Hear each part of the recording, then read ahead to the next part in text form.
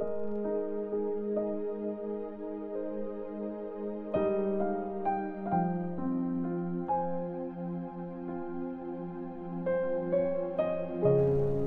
chapter 7. Ang mga visions tungkol sa apat na halimaw. Sa unang taon ng paghahari ni Belshazzar ng Babylonia, na naghinip si Daniel at nakakita ng mga visions habang natutulog. Sinulat niya ang napanaginipan niya. Sinabi ni Daniel, "Nakita ko sa vision ko na umiihip ang malalakas na hangin mula sa apat na corners ng mundo at pinaaalo nito ang malaking dagat. May apat na malalaking halimaw na lumabas mula sa dagat at magkakaiba sila. Parang layo na may pakpak ng igel ang unang halimaw. Habang tinitingnan ko yun, nabunot ang mga pakpak nito. Iniangat ang layon mula sa lupa at tinayo na parang isang tao. Binigyan din ito ng pag-iisip ng isang tao. Mukhang bear naman ang pangalawang halimaw. Nakatayo ito gamit ang dalawang paa nito sa may likuran at may kagat-kagat na 3 ribs. May boses na nagsabing, "Sige, kumain ka ng kumain." After nito, nakita kong lumabas ang pangatlong halimaw na parang leopard. May 4 na pakpak ito sa likod na gaya sa ibon at 4 din ang ulo. Binigyan ito ng authority para mag-rule. Tapos, nakita ko ang pang-4 na halimaw. Nakakatakot, nakakasuklam at sobrang lakas nito. May malalaking bakal ng ngipin ito na pinagpipiraso ang mga kinakagat nito. Inaapak-apakan naman ng mga paa niya ang mga di niya na anguya. Kakaiba ito sa 3 naunang halimaw dahil may 10 sungay ito. Habang tinitingnan ko ang mga sungay nito, may tumubong isang maliit na sungay. Nabunot ang 3 lumang sungay para magkaroon ng space sa tumutubong sungay. May mga mata ang sungay na ito gaya ng mata ng tao at may bibig na mayabang kung magsalita. Ang vision tungkol sa nabubuhay forever. Habang nakatingin ako, may naglagay ng mga trono. Umupo sa isa sa mga ito ang nabubuhay forever. Puting-puti ang damit niya na parang snow at parang pure na linen ang buhok niya sa kaputian. Nag-aapoy ang kanyang trono, pati na rin ang mga gulong nito. May tumaloy na parang batis ng apoy mula sa kanya. Libo-libo ang nagsaserve sa kanya at milyon-milyon ang nakatayo sa harapan niya. Nakahanda na ang korte at binuksan na ang mga libro. Habang nakatingin ako, naririnig ko pa rin ang mga pagmamayabang ng maliit na sungay. Nakita kong pinatay ang pang-4 na halimaw. Winasak ang katawan nito at hinagis sa apoy. Inalisan naman ng power ang ibang mga halimaw pero hinayaan pa silang mabuhay ng ilang panahon. Nakita ko pa sa vision ko nung gabing yon ang isang parang tao na nasa mga ulap sa kalangitan. Lumapit siya sa nabubuhay forever at humarap dito. Binigyan siya ng authority, ng glory at ng kaharian para mag-serve sa kanya ang lahat ng tao mula sa iba't ibang bayan, bansa at languages. Forever ang authority niya at never mawawasak ang kanyang kaharian. In-explain ang meaning ng mga visions. Akong si Daniel ay naalarma at sobrang natakot sa mga nakita kong visions. Nilapitan ko ang isa sa mga nakatayo doon at tinanong tungkol sa mga ito. In-explain naman niya sa akin ang meaning ng bagay na ito. Ang sabi niya, ang 4 na halimaw na ito ay ang 4 na kaharian na lilitaw sa mundo.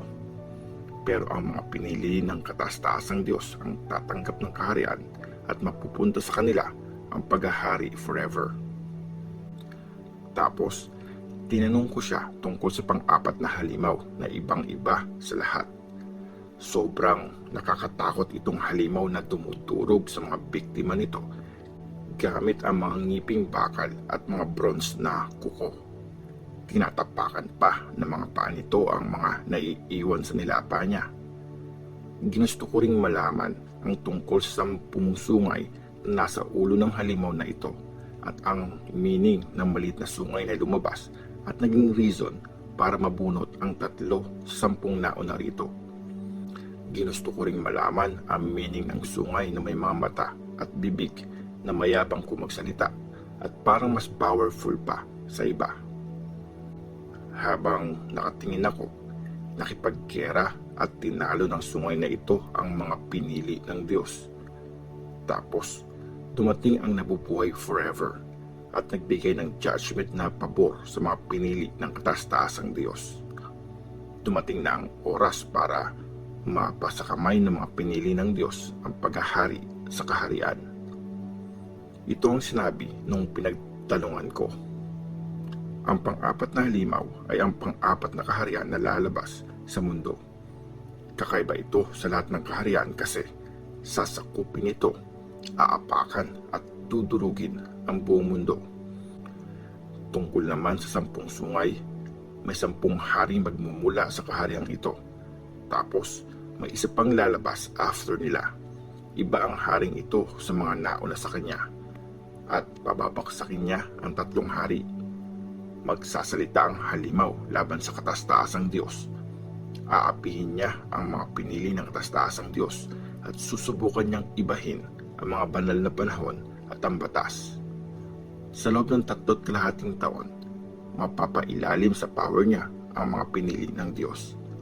Pero uhusgahan siya ng korte. Babawiin sa kanya ang kaharian at wawasakin siya ng tuluyan. Ibibigay naman sa mga pinili ng kataas-taasang Diyos ang paghahari at power sa lahat ng kaharian sa ilalim ng kalangitan. Maghahari sila forever, susunod at magsaserve sa kanila ang lahat ng mga pamumuno sa mundo. Dito natatapos ang kwento ko tungkol sa vision na yon. Sobra akong natakot sa mga nakita ko at talagang namutla ang aking mukha. Pero sinarili ko na lang ang mga bagay na ito.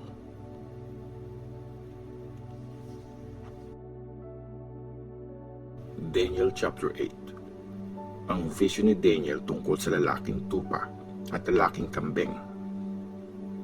Sa 2 taong paghahari ni Belshazzar, nagkaroon uli ako ng vision.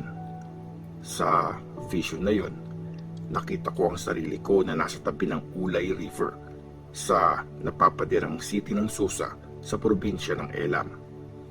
Tumingala ako at nakita ko ang isang lalaking tupa na nakatayo sa tabi ng ilog. May 2 sungay yon na parehong mahaba pero mas mahaba yung sungay na huling tumubo. Nakita kong sumusugod ang lalaking tupa papunta sa west, north at south. Walang ibang hayop ang may kayang lumaban sa kanya o makalapit para magligtas ng iba mula sa power niya. Ginagawa niya ang gusto niyang gawin at lalo siyang lumakas. Habang pinag-iisipan ko ang nangyayari, may lumabas na lalaking kambing mula sa west at tumawid sa ibabaw ng mundo. Hindi man lang sumasayad sa lupa ang mga paa ng lalaking kambing sa sobrang bilis nitong kumilos. Kapansin-pansin din ang sungay sa pagitan ng mga mata nito. Galit na sinugod nito ang lalaking tupa na nakita kong nakatayo sa tabi ng ilog. Nakita ko ang pagsugod niya sa lalaking tupa. Galit na sinuwag ng kambing ang tupa kaya nabali ang 2 sungay nito. Hindi naman nakalaban ang tupa. Binalibag ng kambing ang tupa sa lupa at tinapakan ito. Walang makapagligtas sa tupa. Tapos mas lalo pang lumakas ang kambing. Pero nang nasa sukdulan na siya ng power niya, nabali ang malaking sungay niya at may pumalit na 4 na kapansing-pansing sungay na nakatutok sa 4 na direksyon ng langit. Tapos may tumubong maliit na sungay sa isa sa 4 na sungay. Lumaki ito ng lumaki na nakatutok sa south, sa east at sa lupang pangako. Lumaki ang sungay ng napakataas at umabot sa kalangitan. Pinabagsak nito sa lupa at tinapakan ng ilang bagay sa langit at ang ibang mga stars. Naging sobrang yabang nito at kinalaban pati ang leader ng mga army sa kalangitan. Kinuha nito mula sa leader ang pang-araw-araw na handog na susunugin at winasak ang temple. Dahil sa kasamaan, pinigay sa sungay ang army ng kalangitan pati na ang pang-araw-araw na handog na susunugin. Hinagi sa lupa ang katotohanan at naging matagumpay ang sungay sa lahat ng ginawa nito. Tapos, narinig ko nag-uusap ang dalawang angel. Ang tanong ng isa, hanggang kailan tatagal ang pangyayaring ito na pinakita sa vision tungkol sa pang-araw-araw na handog na susunugin? Gaano pa katagal mangyayari ang pagkakasala na dahilan ng pagkawasak? Hanggang kailan pababayaang tapakan ng temple at ang army ng kalangitan? Sumagot ang isang angel, magtatagal ito ng 2,300 na gabi at umaga. Tapos, ibabalik sa dating kalagayan ang temple. Inexplain ni Angel Gabriel ang pangalawang vision. Nang makita ko ang vision, sinubukan kong intindihin ito. Tapos, biglang may tumayo sa harapan ko na parang isang tao. At narinig ko ang boses ng isang tao mula sa Ulay River. Gabriel, i-explain mo sa taong ito ang vision. Lumapit si Gabriel sa akin at paglapit niya, napasubsob ako sa lupa dahil sa takot. Pero sinabi niya sa akin, tao, dapat mong maintindihan na ang vision ay tungkol sa panahon ng katapusan. Habang kinakausap niya ako, nawalan ako ng malay at napasubsob sa lupa. Pero hinawakan niya ako at tinayo. Sinabi niya, makinig ka. Sasabihin ko sa iyo kung anong mangyayari sa katapusan ng panahon kapag pinakita na lang ng Diyos ang galit niya. Tungkol ito sa tinakdang oras ng katapusan. Tumutukoy sa mga hari ng Media at Persia ang lalaking tupa na may dalawang sungay. Yung lalaking kambing ang kaharian ng Greece at ang malaking sungay sa pagitan ng mga mata nito ay ang unang hari. 4 na kaharian ang manggagaling sa bansa niya, gaya ng 4 na sungay na tumubo kapalit ng malaking sungay na nabali. Pero hindi sila magiging kasing powerful ng naunang kaharian. Sa katapusan ng paghari nila, pag nasa suktulan na ang kanilang kasamaan, may lalabas na isang haring mabagsik, mayabang at mapanlinlang. Magiging powerful siya pero hindi dahil sa sarili niyang lakas. Siya ang magiging dahilan na nakakatakot na pagkasira. Magtatagumpay siya sa lahat ng gagawin niya. Wawasakin niya ang mga powerful na tao, pati ang bayan ng Diyos. Dahil sa pagiging tuso, magtatagumpay siya sa mga gawain niyang mapanlinlang. Magiging proud siya sa sarili at wawasakin niya ang maraming tao nang walang warning. Lalabanan din niya ang pinakadakila sa lahat ng hari, pero pababagsakin siya ng hindi ginagamitan ng power ng tao. Magkakatotoo ang vision tungkol sa mapaghahandog sa gabi at sa umaga. Pero sikreto mo muna ang tungkol dito kasi matatagalan pa bago ito mangyari. Nanghina ako at nagkasakit ng ilang araw. Tapos bumangon ako at bumalik sa mga gawaing inasign sa akin ng hari. Pero nabahala pa rin ako sa vision na yon at di ko yun maintindihan.